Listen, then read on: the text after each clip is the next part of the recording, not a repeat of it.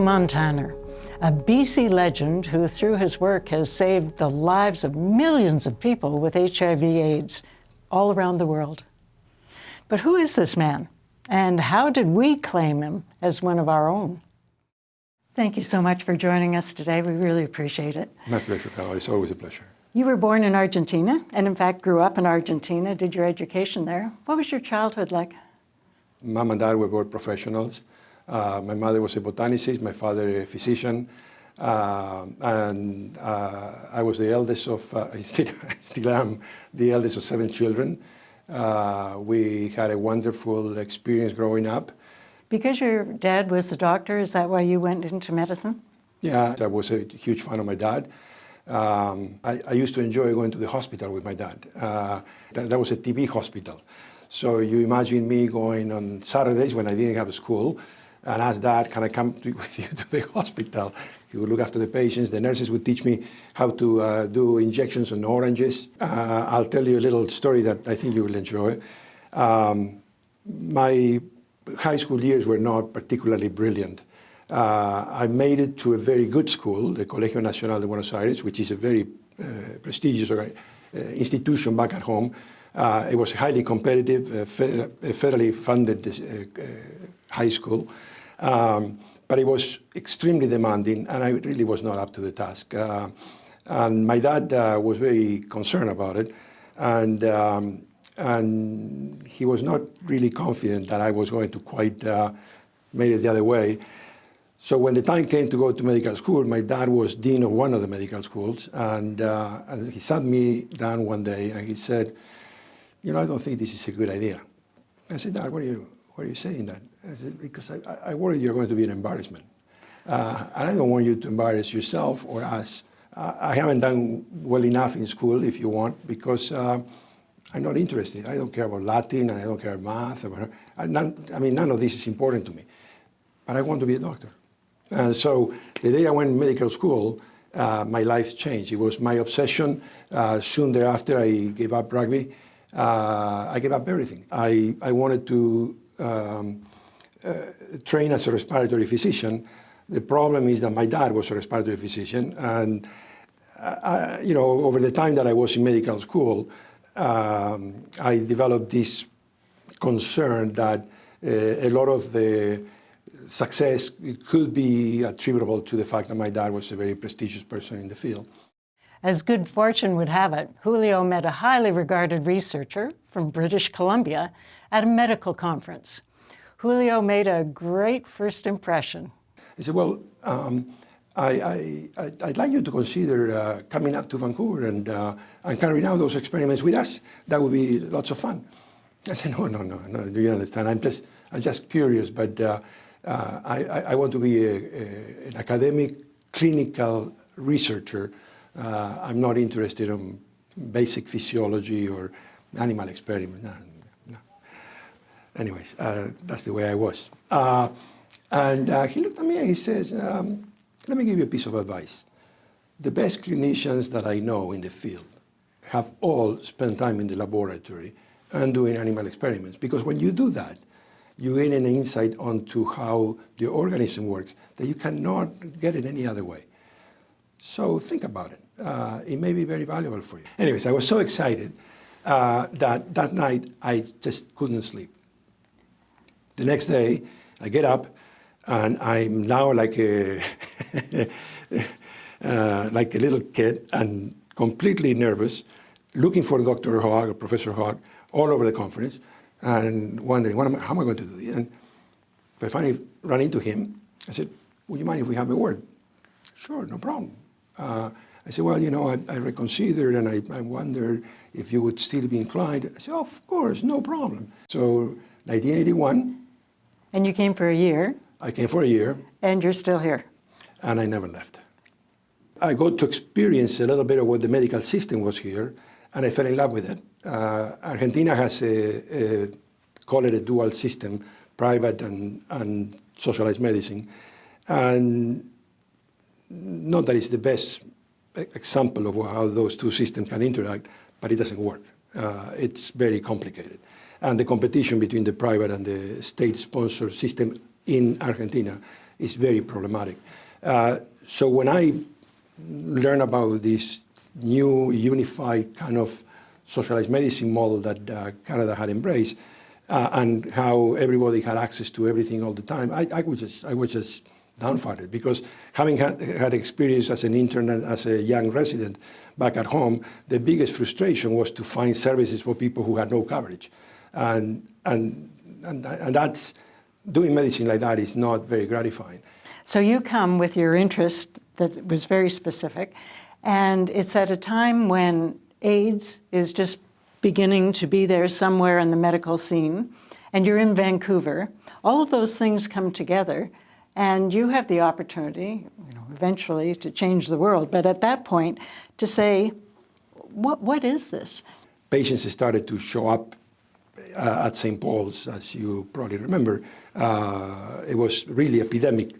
It was epidemic within the city, but it was epidemic at St. Paul's, because that was the place where most people with HIV were coming to. And since I was a junior respiratory fellow, eventually, I was sent to emergency rooms, after emergency room and emergency room, to see yet another person, another person, another person. And after a little while, I started to draw parallels between the acute lung injury research that I had been doing in the pulmonary research lab for earlier on in my career, and what I was seeing in these people. And I have one patient now coming to where you were asking me. It was a woman who was diagnosed with HIV back north. She had had surgery for a bone tumor many years before. And unbeknownst to anybody, she had contracted HIV through transfusion. So we're doing the bronchoscopy, and I'm taking samples.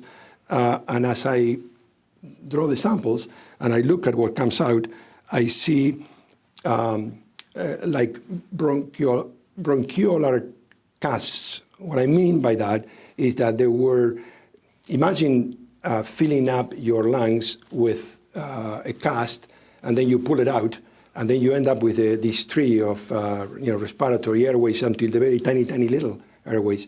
So I see that and I said, no wonder this person cannot breathe. I wonder what it is. We put it under the microscope, and we find out that these were casts that were made out of basically solidified inflammatory exudate. So this is like your immunoglobulins, which are supposed to be there to help you fight infection. They had consolidated and basically block your airways. So I postulated, in conversation with my colleagues, what about if we use anti-inflammatories in people who present, by this time we knew it was pneumocystis pneumonia in a person with AIDS, and try to reduce the inflammation, because obviously their inflammatory response is unable to deal with infection and is drowning people with the infection. So the problem was that the anti-inflammatories, corticosteroids, were immunosuppressive. So people immediately said, whoa, you can't give immunosuppression to somebody that is immunosuppressed. And my reaction was, well, they are not really immune suppressed. They are immune dysregulated. And what happens is that in HIV, your cellular immunity, which is one arm of the immunity, and your humoral immunity are disproportionately compromised. So I thought, well, if we cool this off, the humoral immunity, with the corticosteroids, and give you the antibiotics that you need to bring the pneumocystis down, will buy you time to respond, maybe you get better. So we tried it. We tried it on a limited number of patients as a compassionate approach, and it worked. And it was a great experience. We learned a lot from it. Unfortunately, it didn't work as well as we would have hoped for. So patients were still dying? Yes, but it had a transient effect on the disease, and at the same time allowed us to gain some insights into why the disease was able to resume after a brief sort of hiatus as a result of the treatment. And we were among the first to describe how the virus became resistant to the medication. That resistance to the drug reminded Julio of a similar challenge his father had had when treating tuberculosis in the 1950s with streptomycin, another fragile drug. And only thereafter it was recognized that streptomycin was potentially very effective, and that the MTV, the organism, in the presence of streptomycin could very rapidly develop resistance and overcome the effect of the medication. However, if you were able to combine streptomycin with other similarly active drugs, even though they may be fragile independently, together they may overcome that fragility and overcome the effect of the Mycobacterium tuberculosis. So you took this idea of combining. Bingo. Imagine this. I have been looking after people with HIV by that time, about a decade. People in 1986 who had HIV, they had no hope for anything. In 1990, they had some effect from the medications, and we were building on that success. This was late 1995. I had these results, and imagine the feeling, like you have the breakthrough like this, and you have it, and nobody else has it. What am I supposed to do with this? This is so hard. So I went to my colleagues, O'Shaughnessy, Recker, and Schechter. The four of us, we were the host of the International AIDS Conference the coming year. And I go back to my colleagues and say, look, this is the data, this is what we have. We need to change the whole program and reconfigure it to make it about heart. This is going to be the coming out and explain heart. Right. Highly active antiretroviral therapy, the so-called combination or cocktail. And they look and they said, okay, we'll do it. And it was fantastic. Not just because the Vancouver conference became the event for the coming out party, so to speak, of highly active antiretroviral therapy, a treatment that had the promise of preventing people from developing AIDS, and even after developing AIDS, to returning them to a normal functioning and preventing them from dying prematurely. But also because as a knowledge translation event, it brought the world together all at once, and so that the word was out and the excitement that it generated was such that nobody could stop this storm. I basically closed the conference, went on holidays, and so to speak, I came back, and the AIDS-related curves and the mortality curves among people who were engaged in the program have done this. In 2000, 1999, 2000, I'm sitting looking at data, and I said, no, there is something funny going on. We also saw, unexpectedly, that the number of new infections, HIV infections, is going down. So transmission is being affected. Right. So we asked the question, could it be that the treatment, heart, is not only blocking the virus from producing disease and premature death, but actually stopping transmission? So that's when I came up with this notion of treatment as prevention. Treatment as a way of preventing morbidity, mortality, and for no added investment, preventing HIV transmission. And that's when I realized I had to go political. Good luck with that. Yeah, actually it was interesting. I spent about 5 years, and give or take, courting the bureaucrats. So before you talk to me about the government, you're doing all this in medicine and research in your world. Outside in society, first of all, was so fearful because they didn't know what it was, how it was transmitted, what treatments were. And there was a real stigma around the whole notion of HIV/AIDS. And did you feel that in your work, that people would sort of put you aside? Oh. You know, I think the way you articulate the question is very important, because a stigma related to HIV was huge to begin with. And although we made progress over time, the reality is that it has always been a problem, and it continues to be a problem, not just associated with HIV itself, but the populations most affected. And that was at every level of the society. People who knew nothing, people who knew a little bit, but also senior politicians all the way to the federal government. And I had personal encounters routinely where the issue was stigma and discrimination. When I told the federal minister of health of the time, and I won't say the time and I won't say the name, that we had a solution to deal with the epidemic that involved treatment for all, meaning let's bring them all, give them access, low threshold access to the services, and we will stop the epidemic in this country. The minister said, Julio, you know what the problem is? You are the problem. I said, what do you mean? Yeah, because everything you're doing is enabling the conducts that promote HIV. People don't realize how pervasive this is. My youngest daughter would come home and say, you know, my friend doesn't want to come and have dinner with us anymore. I had my CEO with tears in her eyes back in the day telling me, I wish you were a cardiologist. I had my children come home and say, you know, they asked me, why do you do the work you do? As if a cardiologist was ever asked, why do you do the work you do? The undercurrent is very pervasive. It was discrimination at its base. Still today. I mean, the reason why we had separate clinics for HIV is not because we were welcome.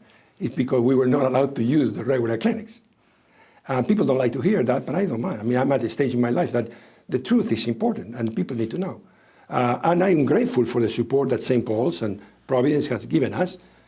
But I also recognize that many of our colleagues wish that we were not there, we did not exist, even today. And I don't care.